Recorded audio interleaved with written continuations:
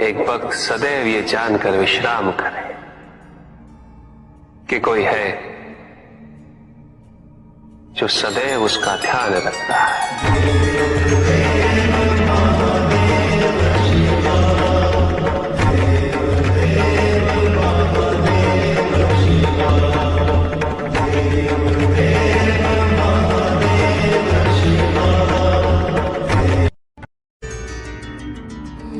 भक्त की भक्ति और उसकी श्रद्धा से प्रसन्न होगा। उसके आराध्य उसे दर्शन अवश्य देते, किंतु कब, किस रूप में और किस परिस्थिति में,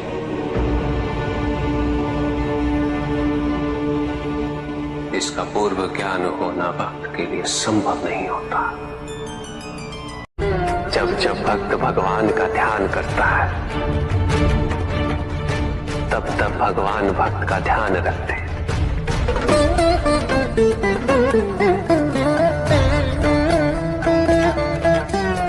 किंतु जिस क्षण भक्त भगवान का ध्यान नहीं करता, तब भी भगवान भक्त का ध्यान रखते हैं। इसलिए तुम्हारा ये कथन उचित है नंदी। मैं व्यस्त हूं और मैं चिरंतन काल से लेकर चिरकाल तक व्यस्त रहूंगा। प्रत्येक क्षण प्रत्येक भक्त का ध्यान रखते हैं।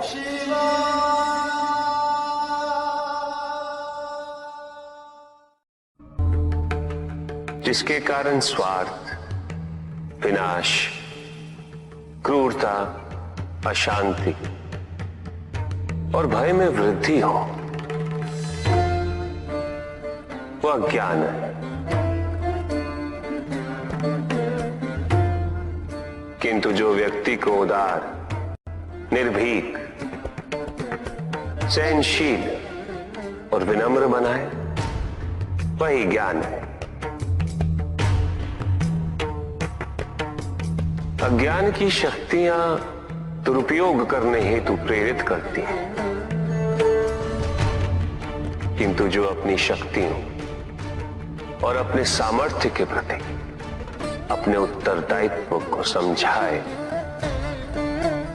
जो न केवल अपने अपितु अपने से पहले संसार के उद्धार हेतु प्रोत्साहित करे, वो ज्ञान है।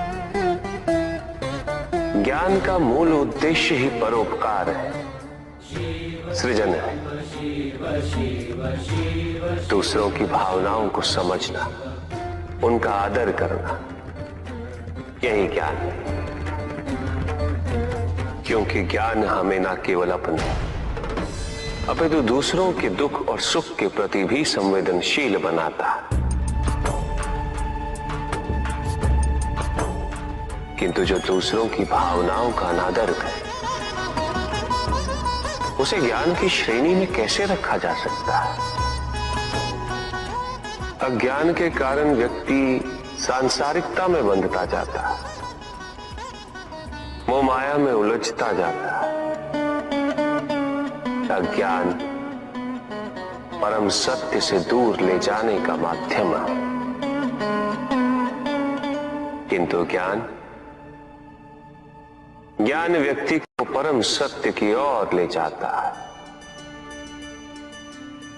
ज्ञान मुक्तिदायक है, मोक्ष का मार्ग है। और इस मुक्तिदायक ज्ञान का सर्वोच्च रूप है आत्मज्ञान। और यही ज्ञान की पूर्णता भी है कि व्यक्ति अपने को समर्पित कर दे,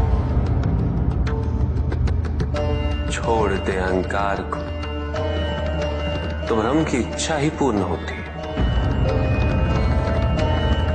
और अभी भी वही फलित हो रही है।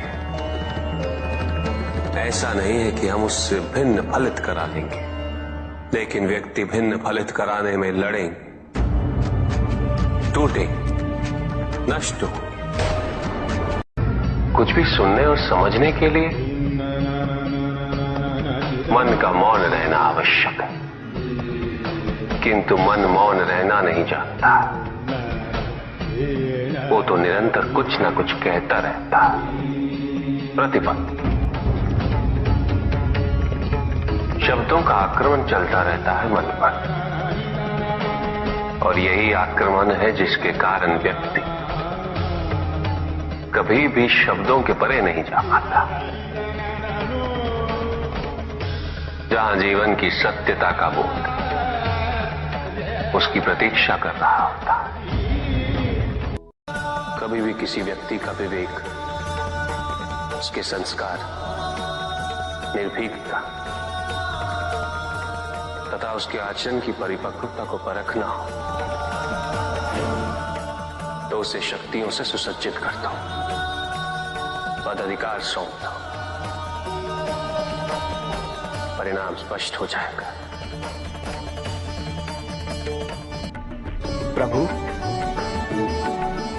यदि आप स्वयं यहाँ कैलाश में उपस्थित हैं, तो प्रतिदिन का संध्या काल पूजन आपके समक्ष क्यों नहीं होता है? पूजित का साक्षात सामने होना मन को भटकने नहीं देता, किंतु जो सच्चे भक्त हैं, भगवान तो उनके मन में, उनके हृदय में निवास करते हैं। जिनके हृदय में श्रद्धा है, उनके लिए पूजा करने हेतु अपने आराध्य का साक्षात सामने होना अनिवार्य नहीं।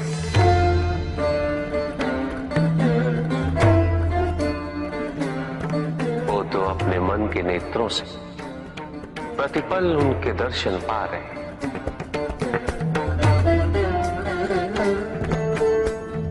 उनकी प्रत्येक अनुभूति में भगवान है।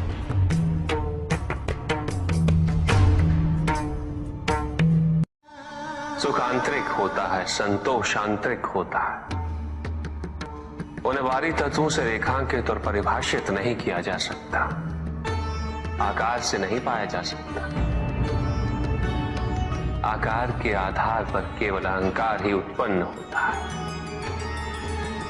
क्योंकि आकार से तुलना करने का संदर्भ प्राप्त हो जाता है।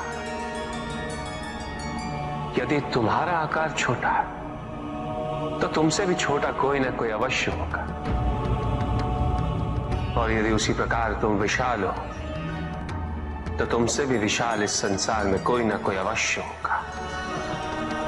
इसीलिए शरीर या आकार की तुलना करना कभी भी शाश्वत सुख का आधार नहीं बन सकता। युद्ध किसी व्यक्ति से नहीं गणेश, मानसिकता से होता। युद्ध में संघर्ष अच्छाई या बुराई का नहीं होता, सभी में अच्छाई है और बुराई भी है पुत्र। युद्ध तो विचारधाराओं का होता है। व्यक्ति अपने पराक्रम पर, अपनी क्षमता पर